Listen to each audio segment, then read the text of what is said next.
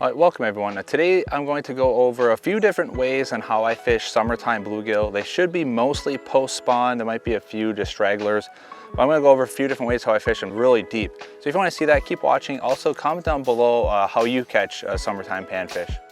There you go. Another small one.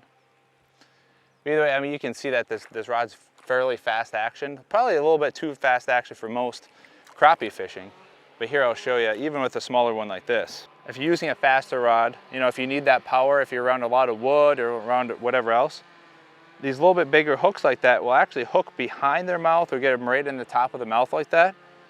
And you won't lose them crappie nearly as much as you would with like a little tiny hook that would get inside this paper area right here. If it got inside that paper area, kind of by where like the barb of the hook is, then it rips out a lot easier. I mean, it's just a small little guy, let that go. But that's what I do with these types of baits like this, pairing it up with a faster action rod. I mean, bluegill, you don't really have to worry about this as much, but with a faster action rod, I'll just twist my bait real quick. That hook point, it's exposed enough that I can get a good, you know, when that crappie takes it in, I get it in that meaty part of the mouth I was just talking about, but it's also not so big that I'm gonna get hung up in weeds as much. So that's why I like something like this. I might lose a couple fish, might lose just a couple fish if I am, you know, trying to horse them in, especially if I'm around really thick weeds, but I'm gonna hook up with a lot more fish. How to put that? The higher percentage of my hookups are going to be more quality hookups, if that makes sense. There we go. Ooh. Oh, that's a nicer fish. Quit taking me for a ride. And here I don't have to rush. I don't want to like overplay the fish. Not that the water temp's super high, especially for a bluegill. But I do want to make sure that just in case there's nothing around here that I have to worry about. The thing I have to worry about, especially if I'm a little bit shallower, is pike. If they're gonna come get my, that's a big one. Probably my biggest of the day. Yeah, definitely. Oh, he has some herpes on the side or something. Oh, baby, that thing's thick. Look at that thing. Yeah, I can, woo, broke me off. All right, let's unhook you and I'll measure you. Oh, a little over 11, maybe 11 and a quarter. Oh, 11 and a half-ish. He'll go back. I mean, they're all going back, but yeah, that's a big one. Not very thick though. I mean, he's good size, healthy, but I'm gonna let this puppy go.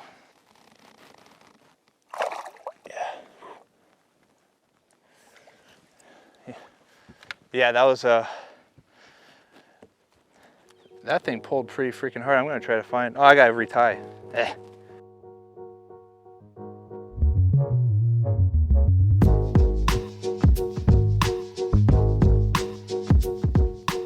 Well, yeah, he's coming up. It's a thick boy. I'll boat flip him. Let's see what happens. I just tied that knot. Ooh, that's what we're looking for right there. Ooh, oh, that's weird. He's hooked on the bottom. He was really after that.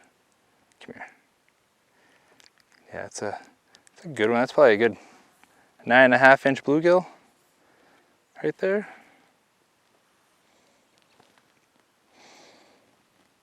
Yeah, a thing that a lot of times it's not. Right now it's not too windy right now, but a big thing that I do is if the wind's blowing, I try to put the nose of the boat into the wind, fish in this deep water. And filming and stuff, it makes it a little bit more complicated because I stop and talk and such, but if you're trying to stay on them, I have old trolling motors, so old Fortrex 112, so no spot lock or, you know, anything like that, just ooh, there, ooh, okay. So it requires me to be on the actual trolling motor itself the whole time. So I like to be into the wind because I know I'm pushing back. I can just press the button a little bit, just keep going back and forth. It allows me to stay on the schools of fish a little bit longer. So between that little bit of time saving, if you want to call it that, plus using artificials, it actually gives me, oh, that one's even bigger. Oh, I don't know if I'm going to net this one. Well, he's hooked good, but man, that thing's thick. Oh, that's a thick old boy. I'm gonna net wet the whatchamacallit, wet the bump board real quick. Yeah, and another thing, using these jigs, so if you use live bait, a lot of times, you know, they suck it in more, but you can see right there, that's hooked right between his nostrils there. And this little bit more stout hook isn't gonna bend out with these bigger ones, especially if you have to horse them around, and they unhook without bending. Let me dip this real quick. It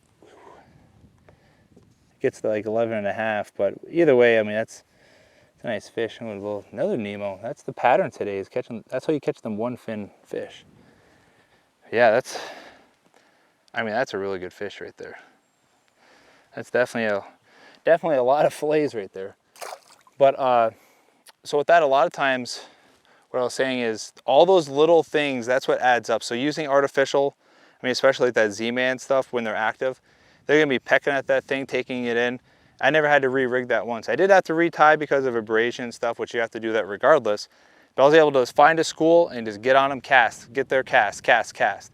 Especially, you know, a little bit easier using forward-facing sonar.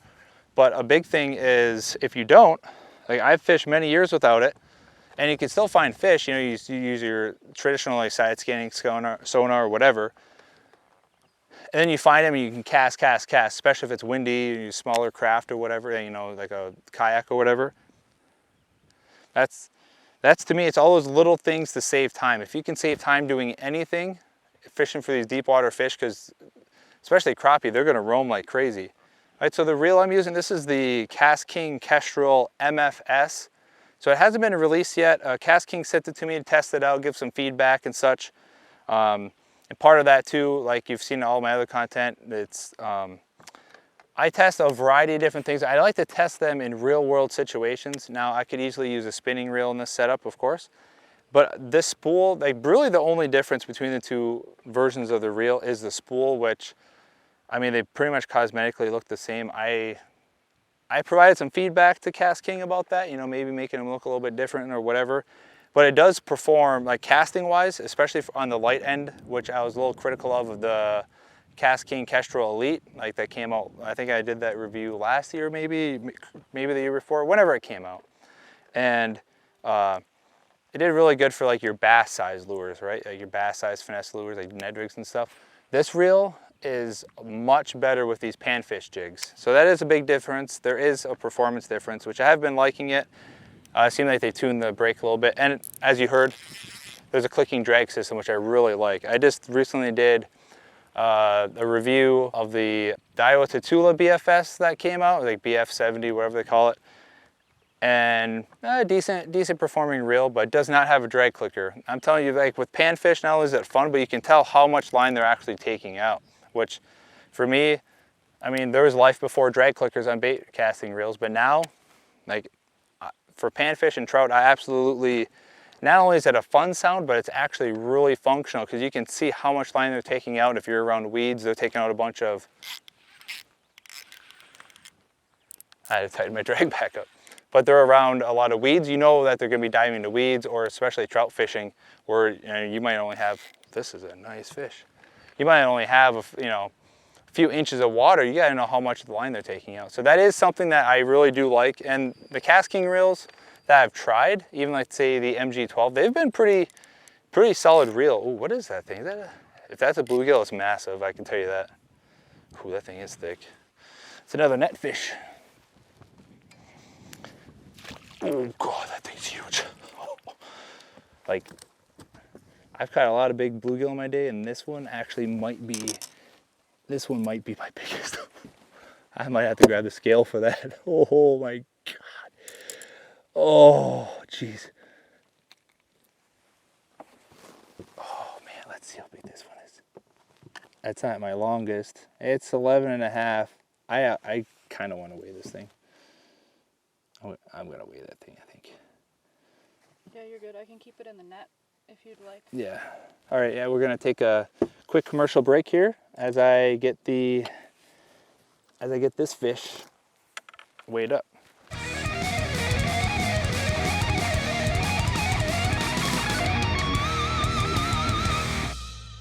All right, so for a quick tip, fishing panfish, this could be bass, really any sort of fishing. If you're fishing multiple depths, really at the same time, a lot of times they do that bluegill fishing. the shape of your bait makes a huge difference, and also like just the overall shape of your profile.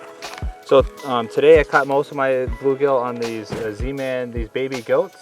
Pretty streamlined, have two little flipper, meaning, you know, claws pretty much that'll come down. It is a buoyant material, so it does make it sink slightly slower. So I think that was part of the ticket today. Other ways you can do that if you want a really slow fall is using a skirted jig. This is just a 1/32 ounce, but any sort of skirted jig like that is gonna increase the water resistance of that lure coming down. So if you want a really slow action, especially if there's a lot of bug hatches, that's gonna get you a lot more bites. And then moving forward, you have a lot of like your typical curly tail or like swimming style baits. These are gonna be pretty low resistance and they're fairly dense, so they're gonna drop through fast, especially if you have them on a smaller head. Like I got one rigged up here, or I got a small head like this. You rig them up on a small head like that, it's gonna stay really streamlined profile, and you can get down really deep in order to, if you're fishing like, you know, 25, 30 feet and they're kind of inactive on the bottom. It's a really good way to get down there. So you can apply this to bass fishing, crappie, bluegill, whatever. It's probably one of the biggest tips that I can give people in order to fish for deep water bluegill. So if you like these, keep watching, and also comment down below what you want to see the next tip to be. All right, so I got the scale zeroed. I don't know how well this is gonna work. It feels kind of stupid wearing a bluegill, but I'll try it. Okay. I don't want to mess its job or anything there. Oh, that scale actually fits in its mouth. Jeez. It is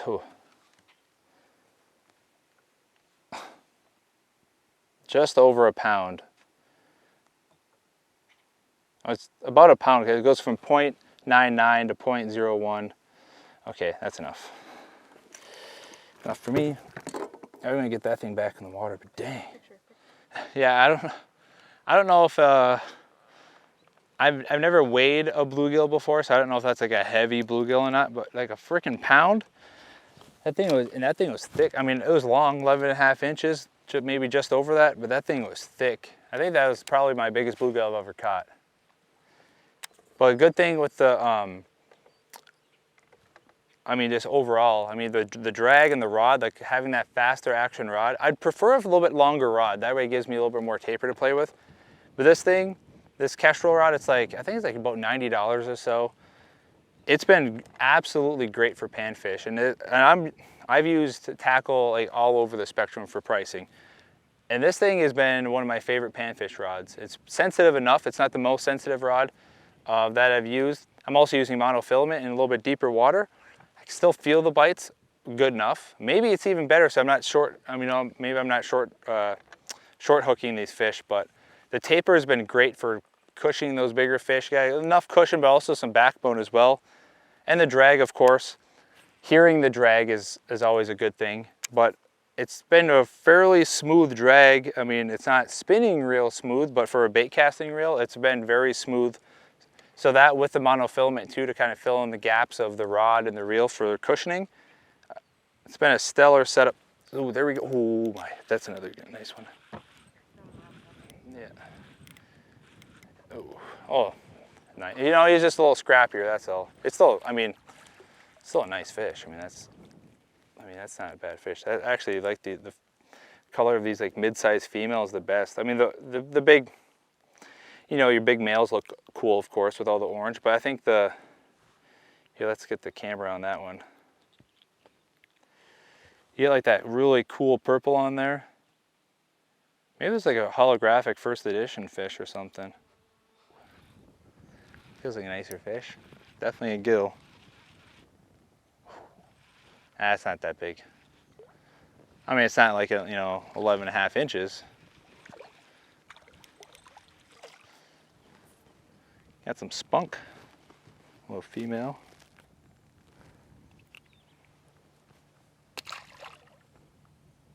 That's why I like the Z-Man microplastics.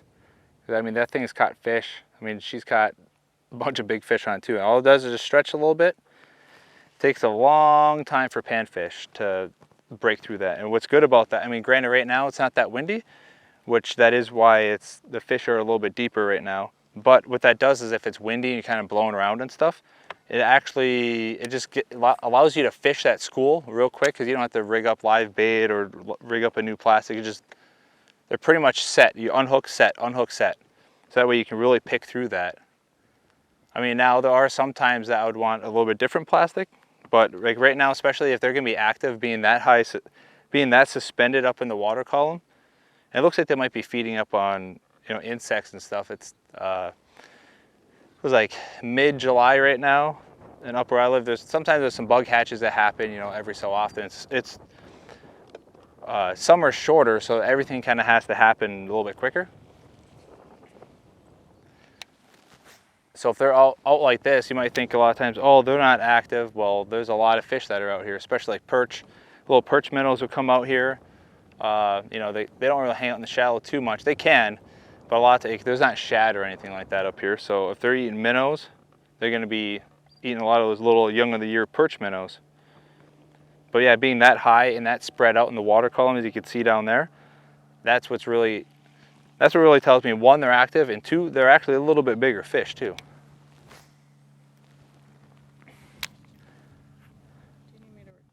Oh, there we go. That's not a huge fish, but it's pulling good.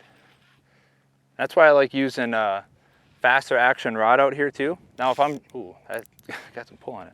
Now if I'm like around weeds, especially if I know I'm gonna be targeting crappie, this is more so gonna be bluegill pattern out here like this. That got some good head shakes. Ooh, that's a heavy fish.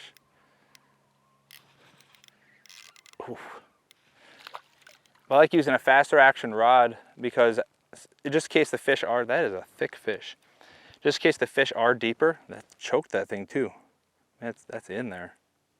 Just in case the fish are a little bit deeper, that I can still get a really good hook set on the fish versus if I have a really soft rod. That might be good for crappie, especially like shallower water. You're not going to get as good enough hook set. So I like having that combination of using monofilament with a faster action rod. That way I still get the good cushioning too, because I mean, especially when you get really quick triggered and say you're using like forward facing sonar, you might try to set the hook a little bit sooner than you probably should. So a lot of times having that monofilament gives that fish a little bit of that stretch that's going to be needed to take that bait in better. I used to use braid a lot in deeper water, which there are a lot of good things with braid, especially with like small finesse lures. But what that does is, if you feel that bite, just boom, like you feel the first little nip and you set the hook, you get them right on the lip, the side of their lip, and it's gonna be a lot harder to land that fish. Yeah, that's good right there. That's textbook. It's a good school right there. They're all spaced out. There's not a real hierarchy to it either. Sometimes you get schools that are very kind of vertical or like circle shaped, and a lot of times there's like a pecking order that's in there. So wherever that food is, those bigger fish are going to be there first, and then, you know, they kind of move down as their bellies get full or whatever. But having them kind of level like that, and especially if that food source is going to be a little bit higher in the water column, like there would be for, like, say, hatching bugs, they're all active fish at that point. And oh yeah, a little one right here. And overlapping, ooh, just kidding. Again, overlapping a little bit, but this is definitely more for like this style of fishing, and also for, you know, stream. Ooh, that's a decent male. Yeah, you gotta tighten the drag for him. There we go. Yeah, they're still got spawning colors, but the water temps out here is almost 78 degrees. Yeah, that's a decent male. I mean, that's filleting size. That's probably about, I don't know, 7.5, 8 incher, right there. All right, so kind of just overall how the day went. So of course, early in the morning, well, not early, it was actually a late morning. I see that side of the lake, went shallow water. I was looking for, you know, different types of weeds, different types of vegetations and transition areas. Caught some crappie. I definitely caught more crappie than bluegill. Most of them were a little bit smaller. And then when the sun came up a little bit more, I was looking for shade. So I went over by like some of the swimming rafts, maybe some docks, and some weeds, and the size wasn't there. There was fish, but there wasn't size. And then coming out deeper, that's kind of where my, I'd say, go-to system is, but it's a lot better to eliminate shallow water. Came out here, it wasn't much wind, now there's a little bit of wind, and there's definitely a lot of schools of nice fish. We caught, I don't know, probably 6 to 8 that were like 11 inches, a couple that were 11 and a half. So they're good size out here, and they're all active. So if you're in that midsummer, you know, post spawn for the bluegill, most likely, you might get some second spawners up this year, especially it's a little bit warmer. But water temp 77 and a half, and there's, I mean, I can see fish right here that way. But that's what it's been, and the jig, most of them been on this little baby goat. It's a floating plastic, but with the jig head, so it has a slower sink than you'd think, especially with those bluegill suspended. That's a big thing that you're gonna have to do, is make sure that your presentation isn't too fast, but with the wind, you still gotta be able to cast it. So this is a good way you can get weight with that. And then also with that, but also using a little bit faster action rod, because these fish are bigger, and you might have a long cast, or you might have to fish a little bit deeper. Getting that positive hook set with the rod with a little bit more backbone is really going to help you out. And how to mitigate ripping those hooks out is using monofilament. Now, if you feel your rod's a little softer, you could tighten that up with some fluorocarbon, which I do prefer, or even braid, but just make sure that your drag's a little looser and your hook sets are a little bit lighter. So if you like this style of video, comment down below what else you want to see me do. I do a lot of bluegill fishing.